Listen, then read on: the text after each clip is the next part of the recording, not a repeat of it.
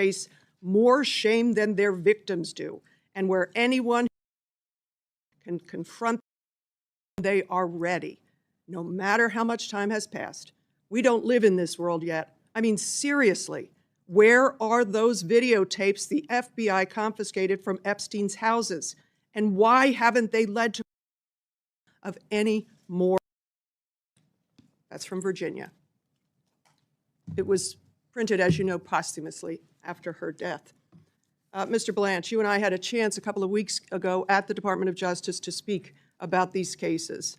We discussed three things in connection with this monstrous, decades-long crime spree. Number one, your failure to fully redact survivor information.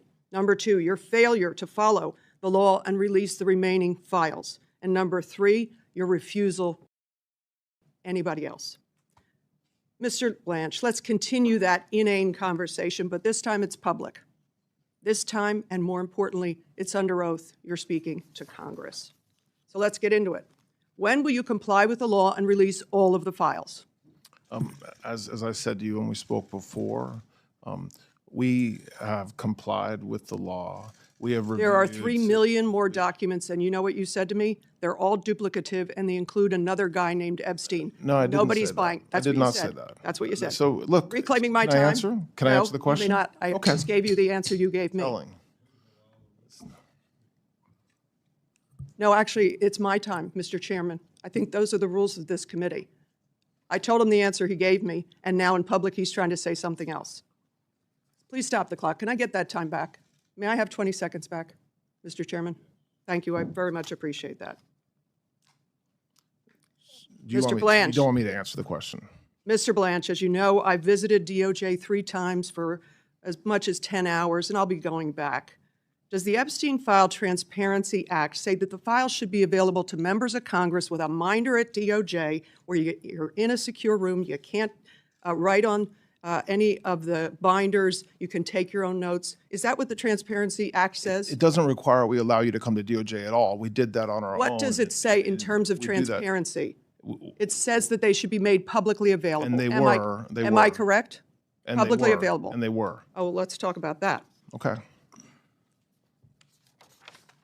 Time of the gentlelady has expired. I beg your pardon. And I'd actually like to get 20 seconds back. How do I get cut off 2 minutes into this? 2 minutes and 10 seconds left. Time of the gentlelady has expired. I beg your pardon, Mr. Chairman. What rules are we operating under? Because he's under a little bit of heat for not one in these. I've been in the room. I have been there. This is what I had to do, to transcribe, to show what is true. What is true is that the president has lied about being on Epstein's plane, and the unredacted files prove that. There's a lot in here. I'm shocked at this. There's also this set of files in the file. This is investigation into the of Jeffrey Epstein. I almost used up all the blank ink in the hallway because it's all covered up. It's all covered up. The American people are not stupid. They know that when members of Congress have to go in and actually unredact to try to find the truth for these victims, something is corrupt. Something is corrosive.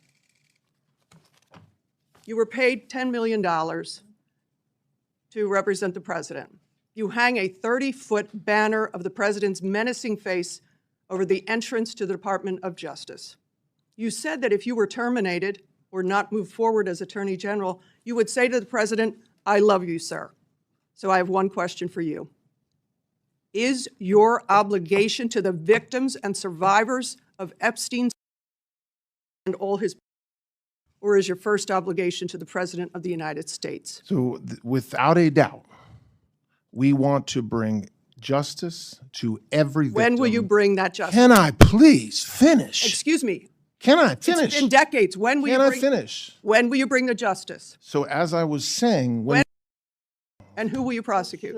can I Please speak? allow the witness to answer. You told me in our So I'll tell conversation you so blamed the victim. Every victim Let the of record Mr. reflect, Epstein, he told me of that the victims didn't give good names. let me be crystal clear. that this Department of Justice will always protect victims and will always we can, okay? Full stop, no ifs, ands, or buts, okay? What you are showing in a game of showmanship are redactions because of victims, because memorandum Perpetrators. talks about, excuse me? You know that. Go ahead. Talk to the Exactly. victims. So Talk to the victims. they're victims' names, which we are required to redact, required by law to redact. Virginia which- Giuffre's voice continues to resonate strongly even after her passing earlier this year. Her book, brought to light posthumously, ends with a heartfelt vision for a better society, one where those who cause harm are held responsible in the same ways as ordinary individuals, and where survivors find support instead of stigma. She wrote about hoping for a time when victims could face their experiences on their own terms, no matter how much time had passed, and expressed disappointment that such a world had not yet arrived. These closing thoughts stemmed from her own journey through the scandal, positioning her as someone who fought persistently for openness. Discussions around her work often highlight how she became a central figure in pushing for the release of records, inspiring others to demand more from authorities. Her story adds a deeply personal dimension to what can otherwise seem like distant legal proceedings, reminding everyone that behind the documents are real people seeking closure and fairness in the face of immense challenges. This personal call for change set the stage perfectly for the fiery hearing exchange. Representative Madeleine Dean opened her remarks by focusing on justice for the survivors and victims connected to the long-running case, then transitioned smoothly into quoting Giuffre's book directly to underscore the stakes. She addressed Blanche by referencing their prior private meeting at the Department of Justice, where they had touched on several critical issues, including how survivor information had been managed during releases, whether the full scope of files had been disclosed according to legal requirements, and the reasons behind limited additional prosecutions despite extensive materials being available. In the public setting under oath, Dean pressed for clarity, creating a dynamic back and forth that highlighted different perspectives on compliance and progress. Blanche attempted to respond by affirming that the department had met its obligations, but the interaction grew heated as time constraints and procedural points came into play, with Dean reclaiming moments to keep her points sharp.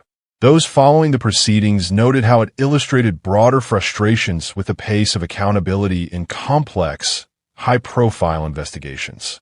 The foundation for much of this debate rests with the Epstein Files Transparency Act, legislation designed to increase public access to related materials. In response, the Department of Justice oversaw the release of millions of pages and additional records in batches throughout the year, aiming to fulfill the mandate while navigating privacy concerns. However, not everyone viewed the outcome as complete success. Some members of Congress and outside watchers pointed to instances where documents appeared duplicative, contained heavy redactions that obscured potential insights, or seemed to include entries that raised more questions than answers. Officials maintained that these steps aligned with the law, including protections for victim identities that required careful editing. Still, the process fueled skepticism, particularly around whether certain sensitive items, such as potential recordings or detailed investigative notes from earlier periods, had been fully addressed. This gap between expectations and results has kept the topic alive in public forums, with many expressing hope that further refinements could strengthen trust in how such sensitive matters are managed moving forward. Todd Blanch found himself at the center of these discussions due to his unique professional path. Having served as personal legal counsel to the president in various high-stakes cases before assuming roles at the Department of Justice, including as acting attorney general, his background became a focal point during the hearing. Dean raised pointed inquiries about potential influences on decision-making, asking directly about priorities when it came to pursuing leads for victims versus other considerations. Blanche pushed back by stating clearly that the department's focus remained on safeguarding those affected and pursuing viable prosecutions wherever evidence supported them, without exceptions. He referenced extensive time spent reviewing materials and efforts to engage with the process transparently, including accommodations for congressional access. These exchanges brought attention to the importance of perceived impartiality in roles that carry such significant responsibility, especially in matters involving influential individuals. The hearing thus served as a public examination not only of specific file handling, but also of larger principles guiding Justice Department operations under current leadership. One of the most persistent elements keeping interest high involves the aspects that still appear unresolved or underexplored. Online communities and commentators have frequently discussed potential evidence like materials confiscated from properties associated with the case, wondering about their status and why they haven't prompted wider legal actions. Reports claim that some investigative files reference possible additional associates, yet substantial portions remain protected or summarized in ways that limited full visibility. It's been said in various analyses that thorough internal reviews concluded no immediate basis for new charges in certain areas, but this stance hasn't fully quelled speculation about broader networks or overlooked details. Neutral observers often frame these as areas warranting continued scrutiny rather than definitive conclusions, noting how the volume of released information allows the public to draw their own assessments, while officials emphasize legal boundaries on disclosures. Such discussions add layers of intrigue, encouraging deeper dives into how evidence is evaluated and shared in long-term cases involving multiple jurisdictions and powerful connections. The human impact on those who came forward as survivors stands as a crucial thread throughout these developments. Giuffre's writings and advocacy emphasized treating individuals with dignity and ensuring their experiences drive meaningful reform rather than fading into bureaucracy. In the hearing context, Dean's questions amplified calls to prioritize these voices over procedural defenses. On the response side, assurances came that victim protections guided many of the redactions and that every effort would continue toward holding accountable parties where possible. This balance between privacy and openness remains delicate, especially when public interest runs high.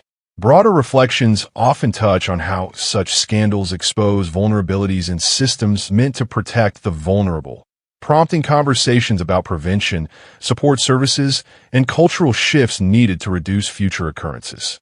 The international dimension has also grown, with released materials influencing reviews in other countries and leading to some separate actions abroad, demonstrating the case's far-reaching consequences. Delving further into the political and institutional reactions reveals additional nuances. Partisan differences emerged clearly during the committee session, with questions framed around loyalty, past representations, and current obligations. Supporters of the department's approach highlighted compliance with the transparency law and the challenges of managing enormous datasets without unintended harms. Critics, meanwhile, argued for even greater openness and faster progress on any remaining leads.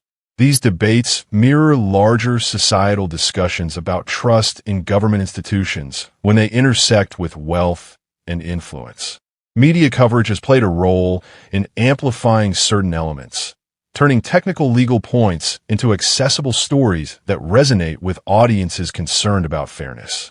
As confirmation processes and oversight continue in related arenas, the Epstein files remain a benchmark for how similar transparency efforts might unfold in the future, influencing expectations for other high-profile reviews.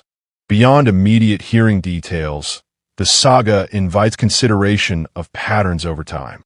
From early investigations to recent massive document dumps, the evolution shows both advancements in public access and persistent hurdles in achieving comprehensive resolution. Analysts point to the sheer complexity of untangling networks built over decades, involving numerous individuals across sectors. While some names surfaced in records through associations or mentions, the emphasis from authorities has stayed on evidence-based outcomes rather than assumptions. This cautious approach draws both praise for thoroughness and criticism for perceived delays. Public engagement with the materials has varied, from detailed examinations by researchers to broader commentary on systemic issues. The release of Giuffre's book added emotional weight, humanizing the statistics and legal jargon by focusing on lived realities. Together, these elements create a narrative that continues evolving, with each new development prompting fresh analysis and calls for vigilance. In wrapping up the key threads from this hearing and surrounding events, it becomes evident that the pursuit of clarity in the Epstein files represents more than a single political moment. It touches on